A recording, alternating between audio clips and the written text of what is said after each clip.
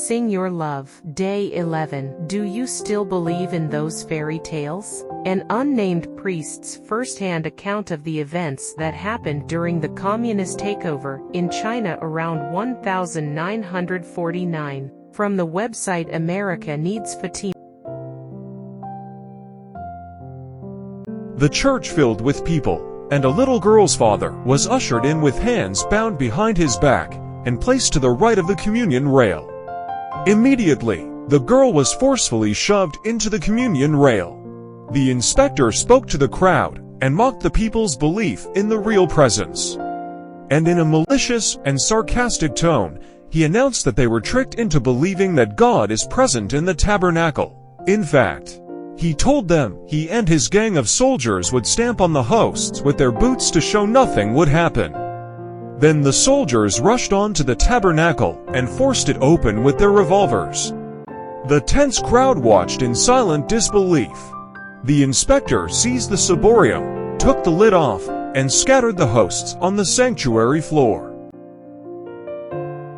Egging on his soldiers, he ordered them to go and step on the hosts, and without hesitation they carried out the dastardly act. Not content with that, he taunted the crowd. Do you still believe in those fairy tales your priest told you? Turning to the child's father, he asked him if he still believed. No. Did the father say yes? Then the inspector ordered him to be hauled away. The soldiers incarcerated the priest in the church's coal bin, where a small opening allowed him to see the area of the sanctuary where the hosts lay strewn on the floor, as well as the little girl, who was leaning on the wall. While peering through the opening, the priest saw a lovely young woman, clad in beautiful garments, enter and smile. As she hugged her, she said, "Poor child, poor little one, what have these men done to you? Come with me, will you?" The child broke into sobs and sought comfort in the woman's arms, and they left.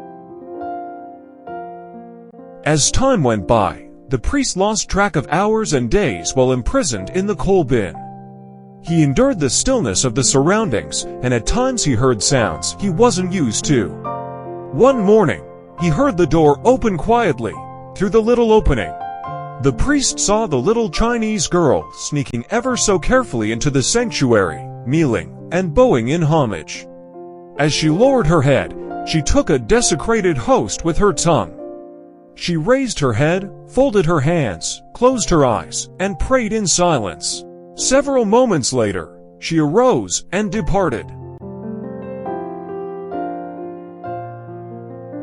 Every morning, the priest witnessed the uplifting scene that became a source of comfort inside the dark and somber environs of his makeshift prison cell. There he eagerly waited the break of dawn, expecting to see the sweet, enchanting, little girl receive and adore the host.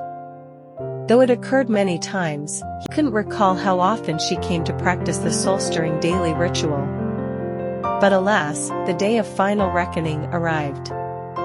As the little heroine went through her daily pious exercise one morning, knees bent, hands folded and absorbed in deep prayer, the church door behind her burst open. Tumultuous screams stirred the air and a shot rang out. The priest looked through his peephole and saw the pallid little girl crawl agonizingly along the floor as she reached a host and received Holy Communion. When the soldier drew near to check on her, she tried in vain to pull herself up and to fold her hands. Instead, she fell on her back and hit her head on the floor with a thud. The little Chinese girl martyr lay dead, motionless on the floor. For a moment, the soldier stood hesitant, not knowing what to make of his deed and its fatal outcome. Finally, he turned around and stormed out of the church. The moving yet harrowing scene left the priest in a state of shock. While he pondered that painful experience, his prison door opened and the same soldier went in to announce that he was free to go. Without any hesitation, he scampered towards the sanctuary to see the lifeless little girl. As he knelt beside her, the soldier approached him and uttered, "Sir, if in every town there was such a little girl, no soldier would ever fight for the communists."